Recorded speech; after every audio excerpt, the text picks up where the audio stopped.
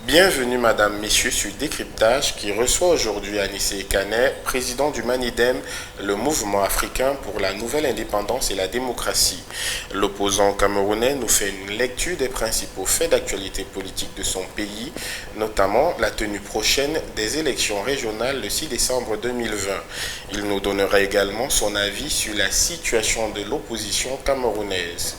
Comment se porte votre formation politique, le mouvement africain pour la nouvelle indépendance et la démocratie? On fait notre petit bonhomme de chemin, mais nous rendons compte quand même que notre voix porte et que même si souvent au début on a l'impression que les gens ne nous suivent pas, généralement à la fin, notre point de vue finit par gagner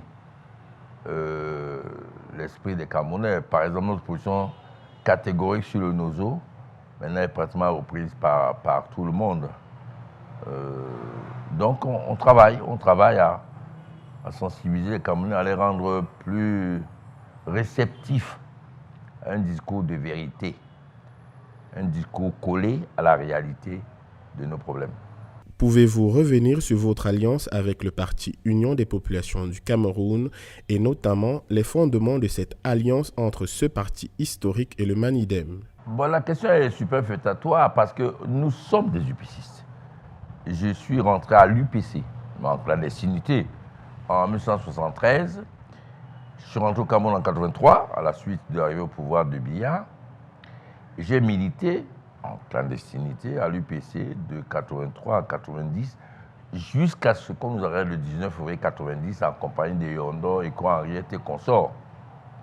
Et j'ai continué à militer à l'UPC à l'ouverture de l'ère du multipartisme de 1990 à 1995. Ce qui nous différencie des autres UPC, c'est qu'on n'est pas dans la même organisation. Nous avons laissé la bataille juridique à la limite, qui ne dépend pas nécessairement du travail politique, et, surtout avec l'immixtion de l'administration, la bataille du sigle. On l'a laissé, on a dit que nous sommes des UPCistes. Nous continuons à voir comme idéologie l'UPCisme, mais nous avons créé le MANIDEM, qui est l'UPCisme des temps modernes. Et vous voyez bien que nous avons bien fait, heureusement, que la voix des UPCistes porte aussi à travers le MANIDEM. Donc notre alliance est une alliance naturelle, elle n'est pas contre nature, comme certaines alliances que certains ont faites à droite et à gauche. Le Cameroun va entériner le processus de décentralisation en décembre 2020 avec les élections des conseillers régionaux. Que représente cette échéance électorale pour l'homme politique et l'opposant que vous êtes? C'est la fin d'un processus, c'est la fin logique, constitutionnelle et indispensable du processus de régionalisation de notre pays. Nous l'avons demandé, les Camerounais l'ont demandé, il a été mis dans la Constitution depuis 1996, elle n'a pas été implémentée pour des raisons que vous imaginez, parce qu'elle ne fait pas plaisir à l'État jacobin concentré à Yaoundé. Mais c'est des pas, c'est des petits pas, mais des pas sûrs, qui vont rapprocher les Camerounais administrés des conseils régionaux et départementaux administrateurs. Donc, la relation sera plus serrée. Les revendications seront adressées à qui de droit. On n'attendra pas ce qui vient du Yaoundé. Donc, c'est des pas sûrs. C'est une occasion pour avancer. Mais des pas sûrs, mais des petits pas, mais c'est quand même des pas sûrs. Le Rassemblement démocratique du peuple camerounais, sauf miracle, remportera sans doute ces élections régionales. L'opposition pourra-t-elle gagner en notoriété dans cette nouvelle ère de la décentralisation? Vous savez, la véritable opposition, c'est les Camerounais. C'est les Camerounais qui sont en priorité, victimes de la mauvaise politique du RDPC. Donc ce sont eux les acteurs, véritables acteurs de la vie politique. C'est eux qui devront, à travers justement cette nouvelle configuration plus proche d'eux, exercer leurs droits de citoyens, leurs devoirs de citoyens, leur obligation à participer de façon bruyante même à la vie politique, économique et sociale du pays, Donc c'est à eux que s'adresse cette décentralisation. Nous, nous les accompagnons. Vous imaginez, on n'est pas au Parlement, on est chambre ou chambre basse, mais vous voyez vous-même qu'on agit dans la vie politique, qu'on donne notre point de vue, et il est pris en compte, je vous assure. Parce qu'il correspond aux aspirations des Camerounais. Donc l'obésité factice du RDPC au Parlement et dans les conseils régionaux, c'est un fait avec lequel il faut travailler. Il faut renverser le rapport de force populaire, même si ce rapport de force sur le plan électoral est largement en faveur du RDPC. Mais la vie, c'est une dynamique.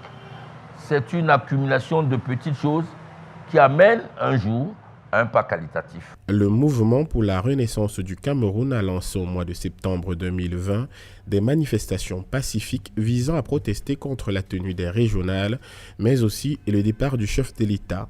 Quel est votre commentaire concernant cette initiative du parti de l'opposition?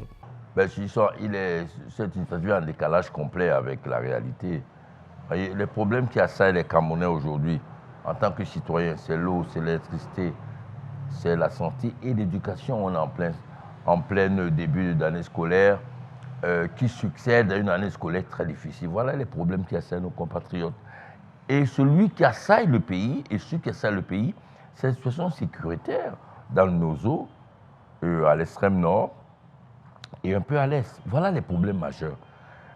Aujourd'hui, ce qui importe de faire, c'est créer un rapport de force pour que les Camerounais essayent par leur pression d'amener progressivement le régime en place à tenir compte de leurs aspirations, de leurs demandes, de leurs sollicitations. On ne lance pas des mots d'ordre pour se faire voir, pour attirer la communauté internationale. Je connais Kamto quand même assez intelligent pour savoir que ce n'est pas avec ces petites hordes sauvages, fanatisées, tribalisées, qui va chasser le président Paul Biya. En 91-92, avec le Villemort, nous avons contrôlé cette région. On n'a pas pu, parce qu'il fallait encore tenir, et le rapport de force international était en faveur de ce régime. Donc nous avons dit à plusieurs reprises que il faut que Kamto redescende sur terre. Bon, c'est vrai que le gourou s'élève vers le ciel, qui redescend sur terre, qui regarde la situation concrète du pays, qui fasse une analyse concrète d'une situation concrète et qui se rende compte que ce n'est pas des hordes tribalisées qui viennent à bout d'un régime comme celui de Yaoundé. C'est une concertation, c'est une synergie des forces de l'opposition, comme on l'a fait en 91-92, mais pas lancer des mots d'ordre avec pratiquement l'invitation tacite qui même me suivent.